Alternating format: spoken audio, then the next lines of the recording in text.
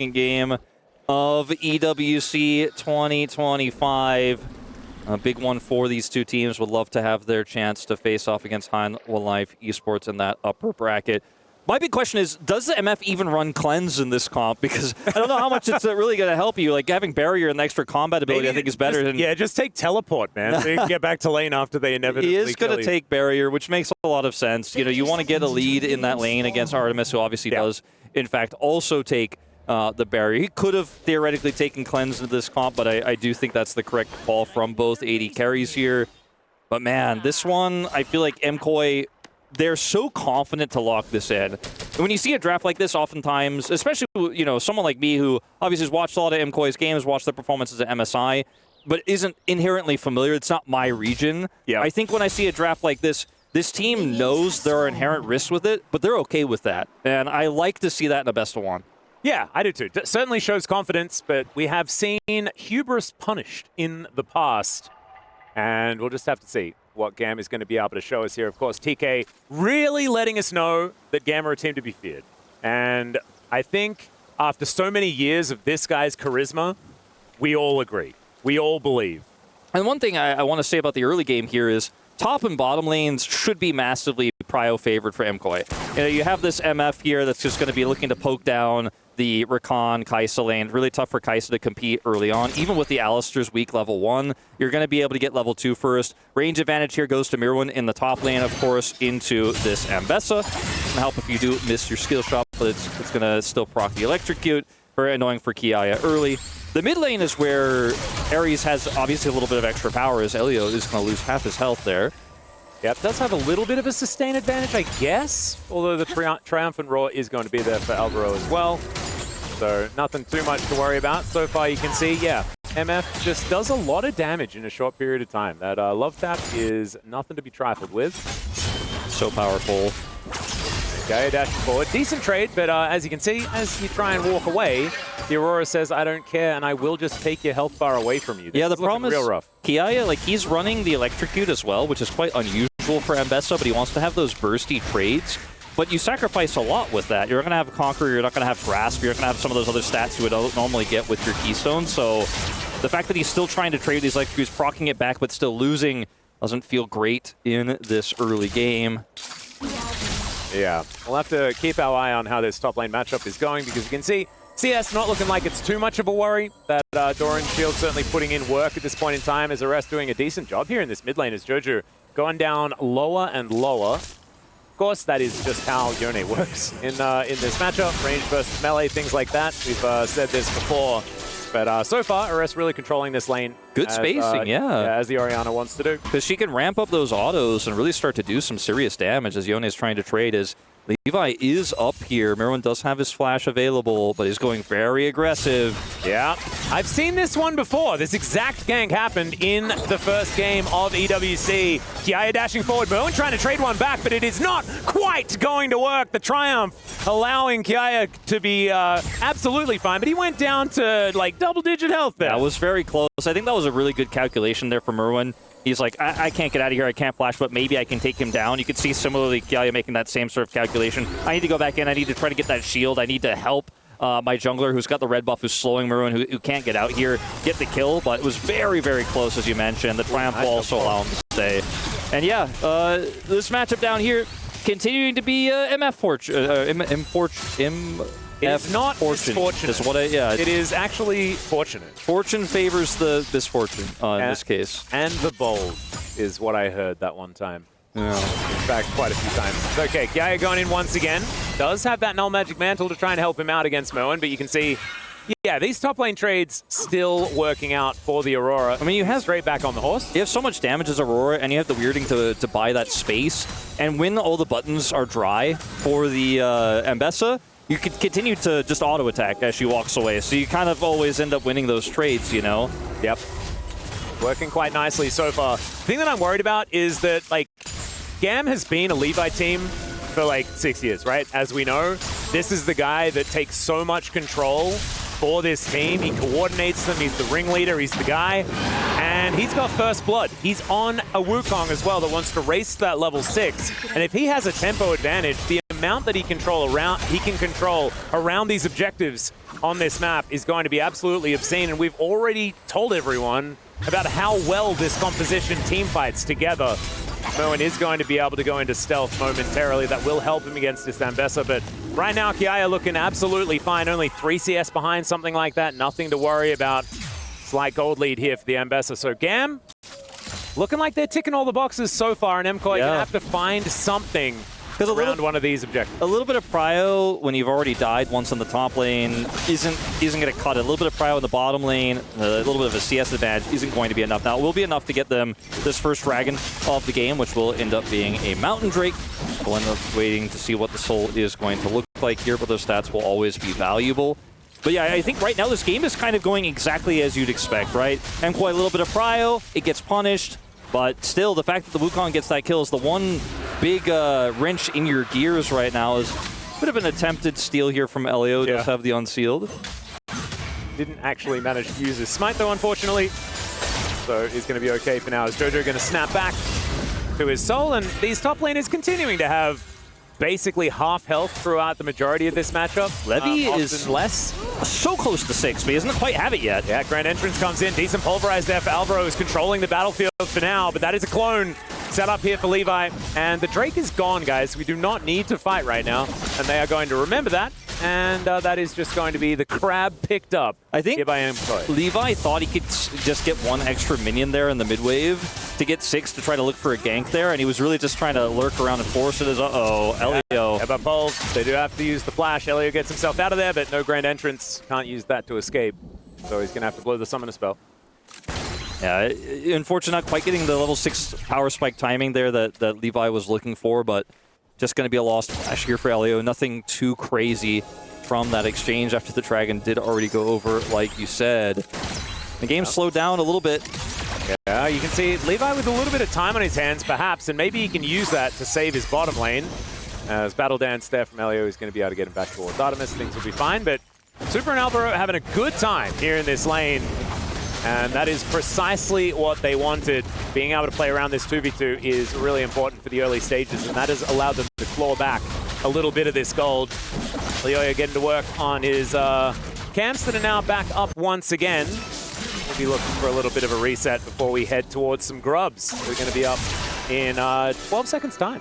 I've been pretty impressed with Ares' ability to space against the JoJo's Yone here, and how well he's played this matchup so far. Really hasn't been struggling at all. Looking very clean on what can be so tough to play out if you end up making even a single mistake. Such a volatile matchup there. The Void Grubs are up here. GAM already has Levi on them. With the back timing here of Merwin, it looks like they may just simply be able to get all 3. Merwin does stop his back, and they are going to go for a contest. Yeah, Levi just going to take one of them and then back away. It looks like it will be the feats of strength going over to MKOI once again. That will allow them to just be 1 away from locking that one down, getting 1 step closer to some fancy shoes. Will be good. The 300 gold game as far as the matchup between these two squads. No one with any big lead just yet. And now maybe MKOI able to answer that first blood from GAM that happened earlier on in this game with a setup towards his top side. Kiaya knows everything that's going on right now. As Levi towards this top lane position. Let's see what they can actually get done here as there's public execution. Alvaro gets in. He's only level 5 though, so doesn't have that unbreakable wills. My goodness, the value on this Cyclone. The triple knock-up twice in a row from this Wukong. He just solo kills the MF. There's a kill for Kiaya as well, and that could not have gone worse for the LEC representatives. This is a horrible situation here for Movistar Koi. I mean, that's the kind of dive where it feels like a foregone conclusion. Like, yeah, I got this set up, but I mean, the ult was early from Kiaya, and it put them in a position to where Alvaro had to tank so much damage early that they were kind of doomed, right? Supa is such a squishy target. You get on top of him with that Wukong Cyclone. Nice attempt there from Elioya to try to spare the second kill, trying to slow them on the chase there, but he still ends up going down. So 2 kills over here to the side of GAM on the exchange, and now leading 3-0. They have Feats of Warfare. And look, this is a pretty early ult here from Kiaya, but it just buys enough time for Levy to get over here.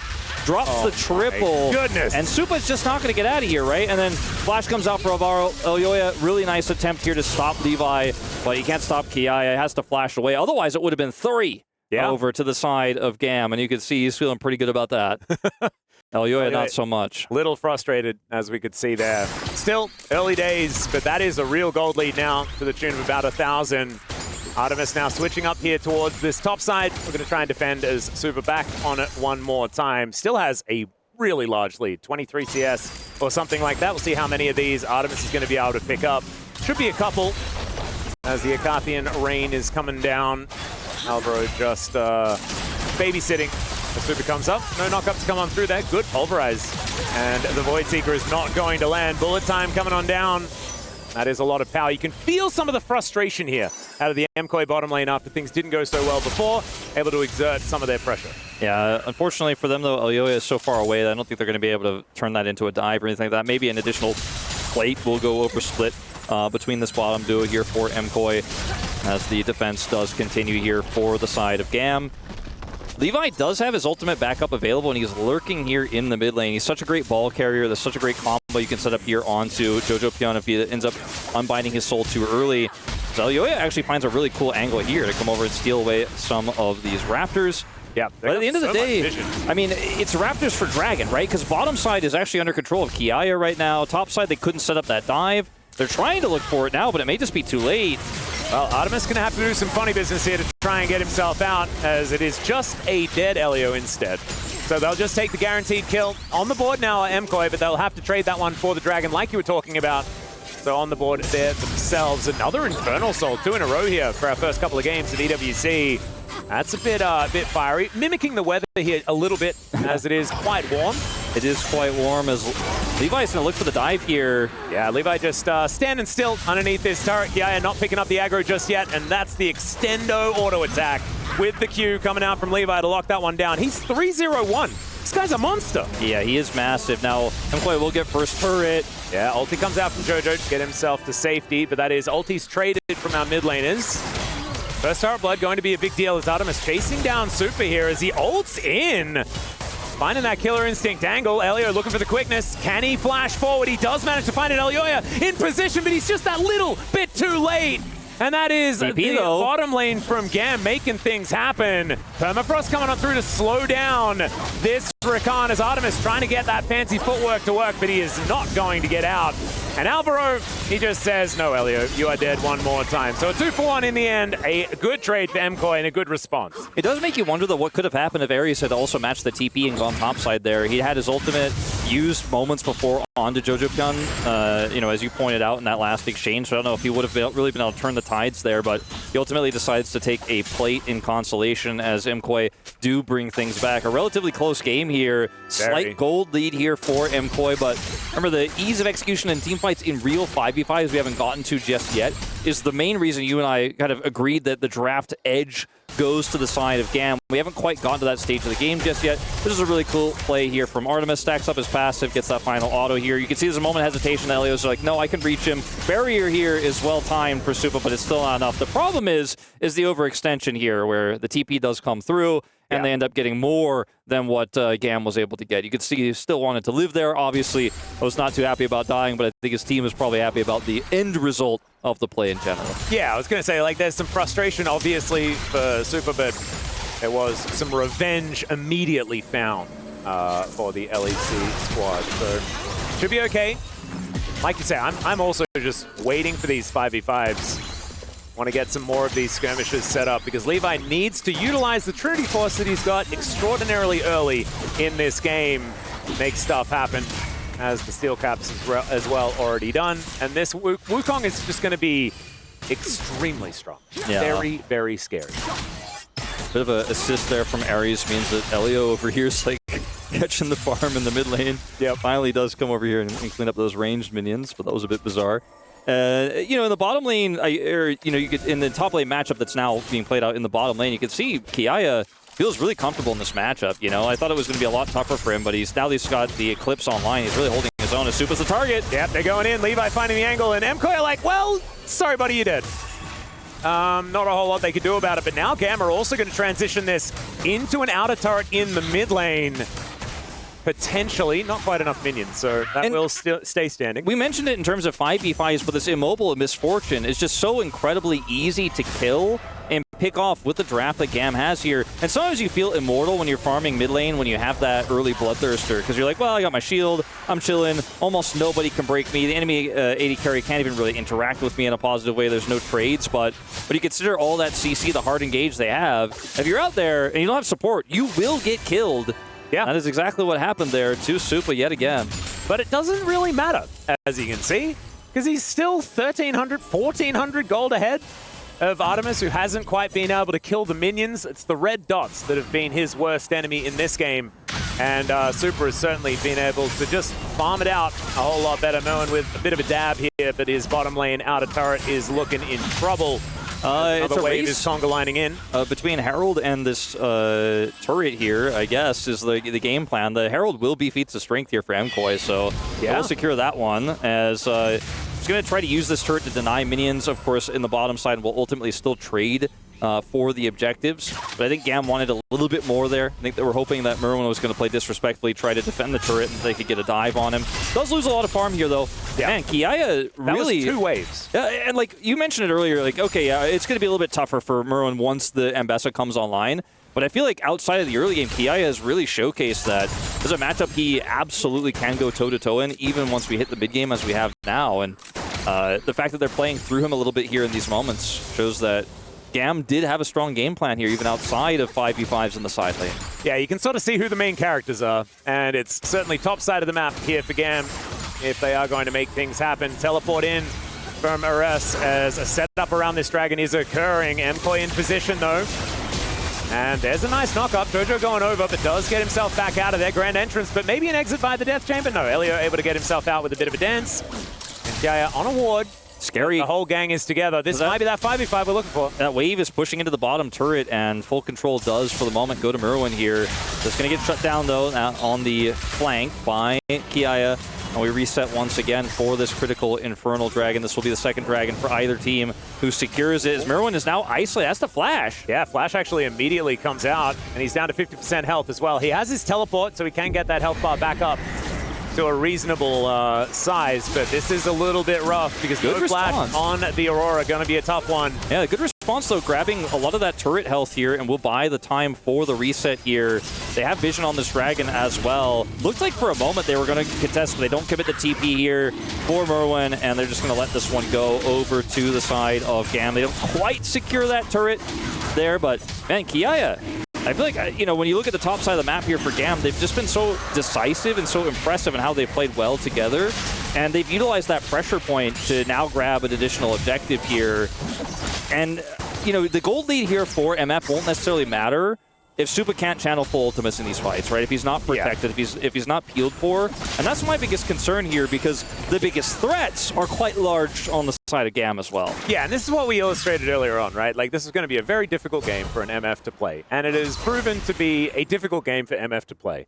When GAM decide that they do not want Supa alive, Supa becomes dead. That's sort of what it looks like for us, but has been able to do what he's supposed to do, right? Get to a position where he can do some big damage with these ultis. As Merwin, he could get a bit of the Supa treatment, as this Wukong does too much damage, guys. I mean, he's huge. The thing is, if you look at what the cross map is here, there was a group up for MKOI on the top side, but they were never going to be able to have a successful dive. There's just too much CC, too much peel, and so they just left Merwin on an island here, and he's killed. They lose a turret, and what they get in exchange is some vision around the enemy red buff. You know, like that's not really an equivalent exchange. That's not really a fair trade here for MKOI. And once again, they know where their pressure point is. Like, all right, we got this Ambassador, we got this Wukong, we're going to push in, and we're going to get kills. We're going to get threats on these turrets.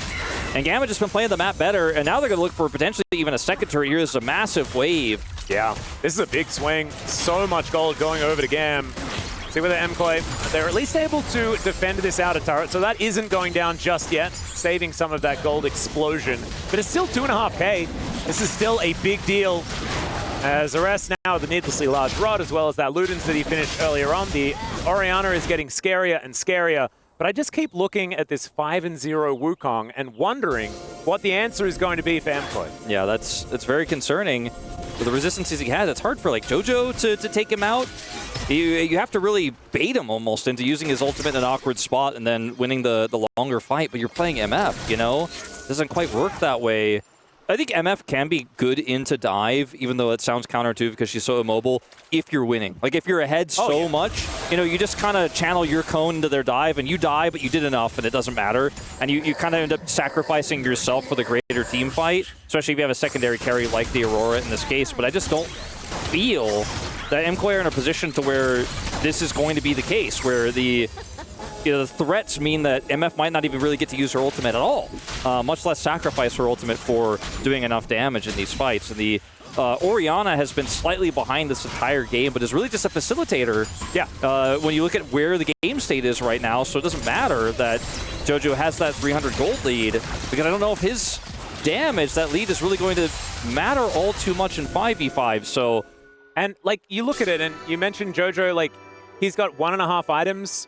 Levi has 2, like, and he's a jungler. Yeah, like it's kind of all skewed. It's feeling a little bit unfair, but in the neutral, you can see that MKOI are able to get money from the map quite effectively. They're closing that gap slowly but surely, and if they can make the magic happen, see whether they can get back on the horse. As Levi comes on over, Moen does try to utilize the weirding here and gets out with that between worlds. So like, that's a good thing, the fact that he survived, but now there's going to be no ultimate here for the Aurora, and possibly an angle under the Otacon for GAM. Kiaya is hiding on the map as well. He's not showing. They don't know if he's rotating up, if he's TP to a ward. Is now going to be seen on that wave that JoJo pushes through, but it's really difficult for MKOI to make a decision here that favors them, because they can't start the Otacon right now. They don't have enough damage. And so they do end up wrestling Prio away, but GAM, the ball's in their court. They're the ones pulling the strings. They're the ones pulling MKOI around the map right now. And every time Kiaya pushes a wave into JoJo, they have to wonder, like, is that Ambessa TPing in, or are they going to turn to the Otacon?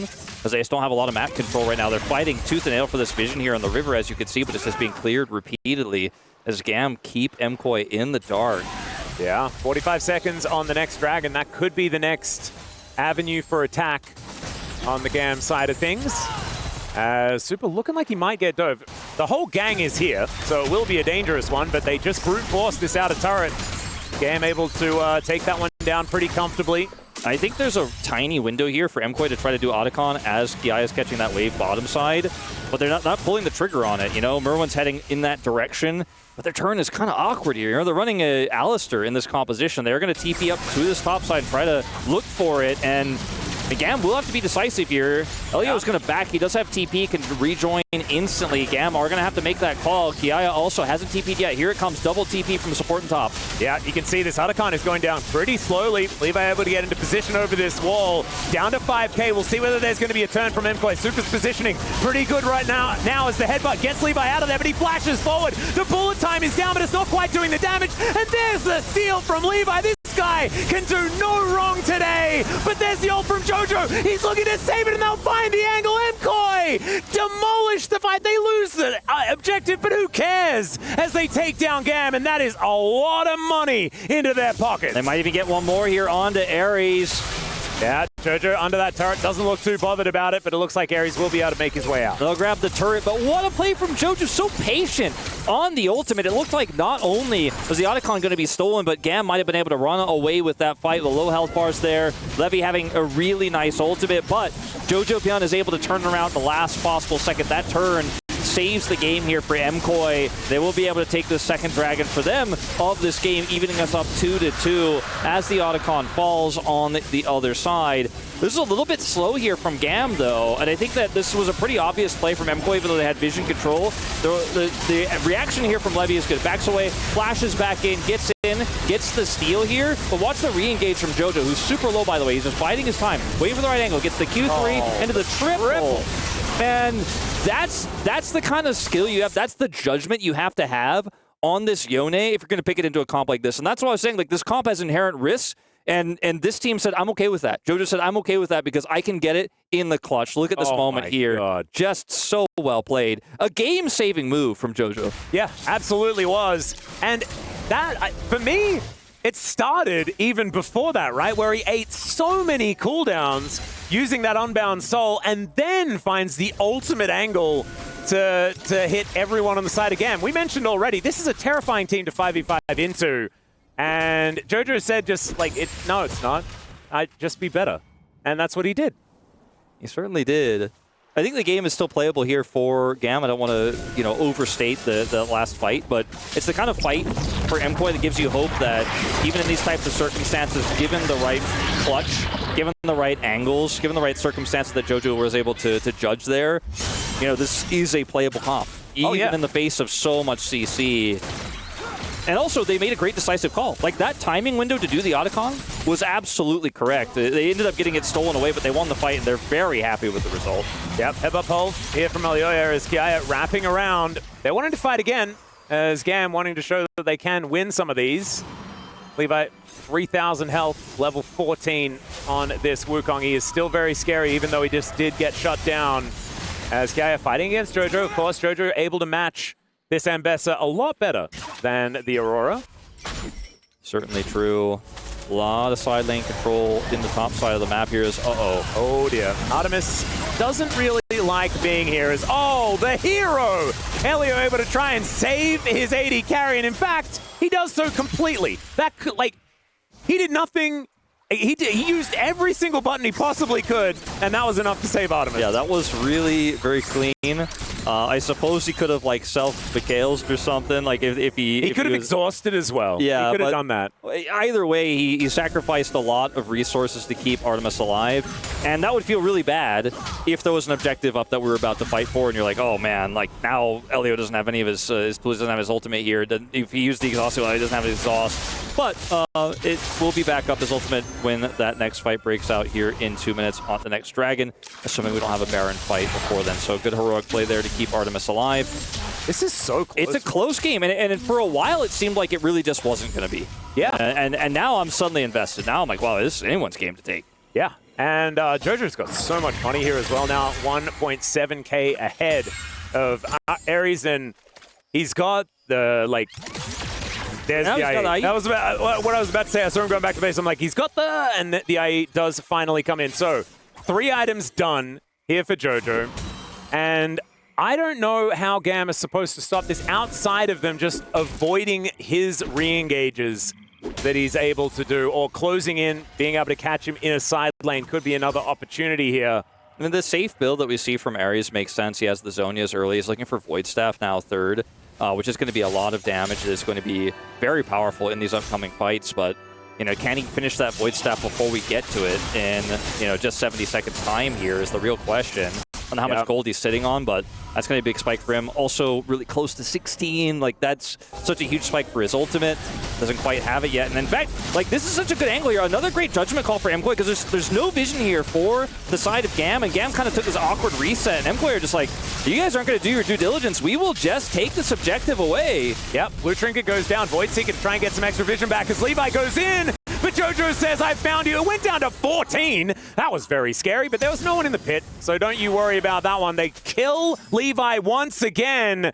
JoJo able to get over that wall, and honestly, he's been such a hero for this team. I mean, between him and Elioya's ultimate there, you have to know how to stop that Wukong. Is such a slippery champion, and get into the pit, look for the steal, which he absolutely would have gotten, we know, based on that smite timing, but they shut him down. Speaking of shutting down, there is the Zhonya's trying to keep Ares alive. He flashes as well, and yeah, he's not getting out of that one. The circle goes down. Merwin locks that one up, and MKOI, they said they found the window, and they indeed did. They take down the top inhibitor turret. The inhibitor going to be falling soon after. And this just went from GAM were fine to they're not fine at all, actually. Just really 2 big objective calls from MKOI, playing around their vision and the map so incredibly well. Great macro game. JoJo really being the glue that ties it all together, though, with his clutch plays. Without them, that wouldn't have been possible. But you saw, Kiaya was trying to push bottom side. He has to back. It's going to not be a trade. Just inhibitor turret for nothing there in the bottom side. Merwin, who has TP, is now going to go down and clear that wave as they can go ahead and take this Dragon, while he also puts the pressure on that bottom turret. As this is a moment where you have to decide whether you want to just hard push here or go for a really risky contest, as they're going for the risky contest. Yeah, JoJo looking for it once again. Doesn't quite land the knock-up as Levi with the Cyclone, but he's all alone, and he's just going to get wiped out by Merwin.